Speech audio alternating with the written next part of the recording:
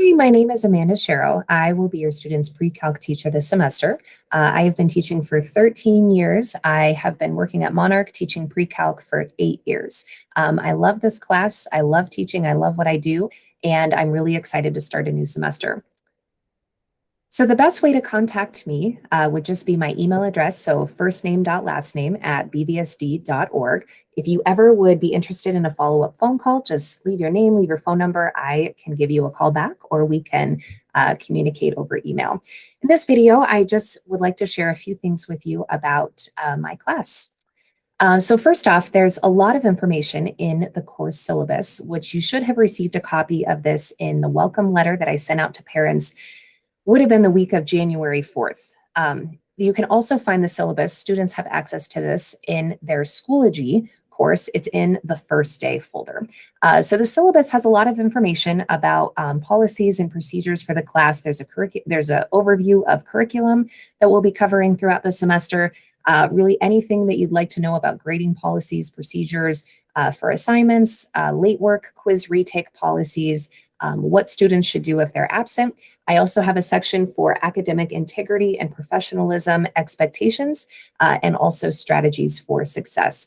Students are very familiar with the syllabus. I had them do an activity on our first day, our asynchronous day, on Tuesday, January 5th, where I had them go through the syllabus and answer a series of questions just to show that they've read and understand how things work. And undoubtedly, I will, be reviewing these policies and expectations with them throughout the semester when different situations arise.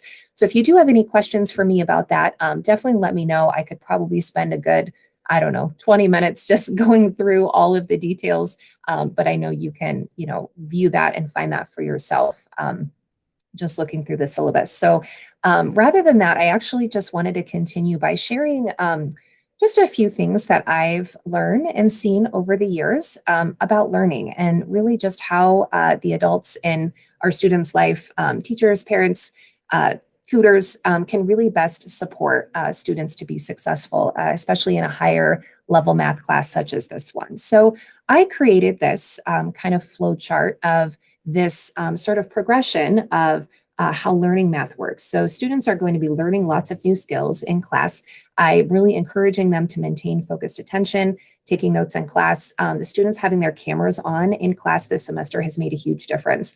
We've only had about 4 or 5 class periods at this point as I'm recording this video, but I can tell you that it's just been so wonderful to see their faces, and I can see when they're writing things down, and I can see when they're looking back up at the screen and ready to continue on with the lesson. So that's kind of the first step.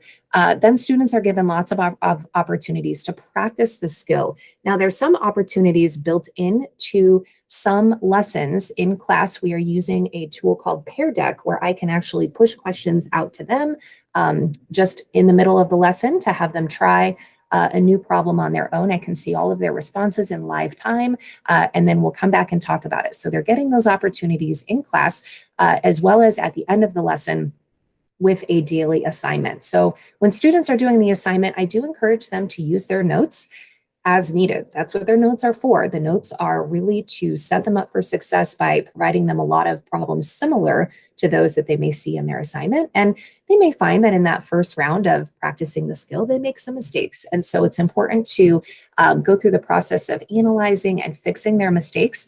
There's really 2 main formats that our assignments will be this year. So we have Math Excel, which is an online homework program. They actually get to type their answer in and get immediate feedback.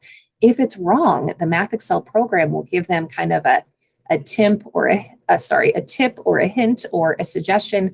There's also some tools in there. View an example, help me solve this. There are unlimited attempts to get a question correct. So that's where I really want them to put in the time to fix those mistakes until they've got it. Now, other assignments may, for whatever reason, may not work as well in that Math Excel format.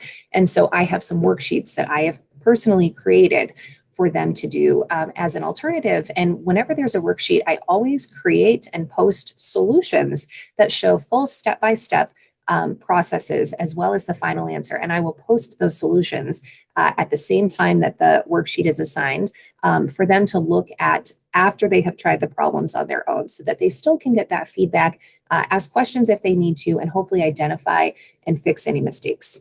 The ask for help square is in there. So there's lots of opportunities for students to seek out help. There is always time in class. At the end of the lesson, I have a teacher's desk Google Meet that is a separate link that I will put in the chat box for students to access. And they can come in there and we can talk one-on-one if they don't feel comfortable maybe speaking out or asking a question in front of the whole online class. Certainly students that are eventually attending in person will have access to me in person in the classroom. We also have access time at the end of the day. So every Tuesday through Friday from 3 to 4 o'clock. And I have a separate Google Meet link for that in Schoology if they're accessing that online. If they're in person, certainly they just stop into my classroom, and that's another great place to get help. In addition to that, though, I have a new, if you look across the bottom here, another square. The next one is for something called retrieval. So retrieval is something that I always talk a lot about with my students. It's defined as the process of bringing information to mind from memory. It is essentially what students are doing on a quiz or a test. And it's really just giving themselves the opportunity to practice problems without using their notes. So I think that sometimes feedback that I hear from students and parents is, it all makes sense when I'm doing the homework, and then I get to the quiz or I get to the test and I just forget everything. Well, how are you doing your homework? Do you have all of your notes in front of you? Do you have other resources that you're using? If you don't have those resources during the quiz, and that's what you did in the practice run, of course, you're probably not going to feel completely prepared and may feel like the information is just not there. And so I always encourage students to just give themselves some practice runs before an actual quiz. So try problems without the notes. There's a lot of ways that they can do this. They can go back and redo previously done assignments, but then try them again without using their notes. Another strategy that I love is for them to take out their notes, copy a problem from the notes onto a new piece of paper, and actually put the notes away, and then go through all the steps solving it, and then grab their notes back and check and see how they did.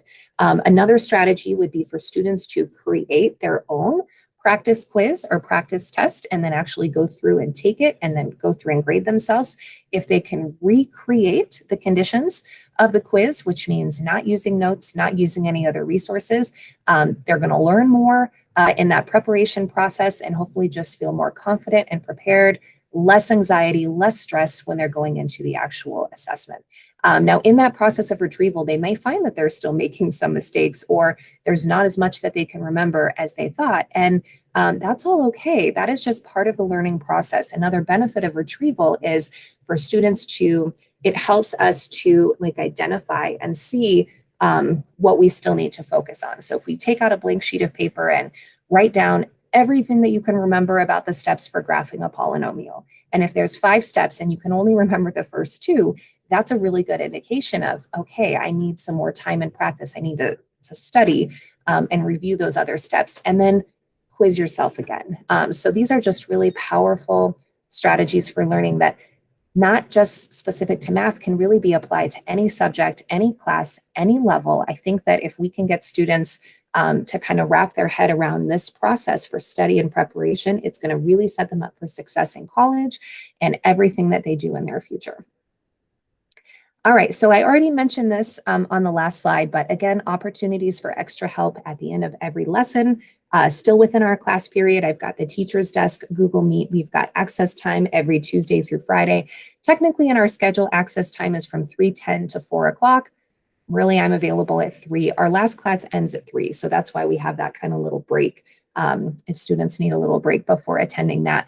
We also have National Honor Society tutors that you can sign up for your student to be matched up with a tutor. So there's a form for that. And if that's something you're interested in, reach out to me and I can make sure that you get access to that form and everything you need for like a peer student tutor. If you ever have questions or concerns about anything in my class, definitely reach out to me. Email is probably the easiest way to contact me. And I will get back to you as soon as possible. So thank you so much for attending and listening. And I am super excited to get get to know more about your student and support them in their math learning this year. Thank you. Goodbye.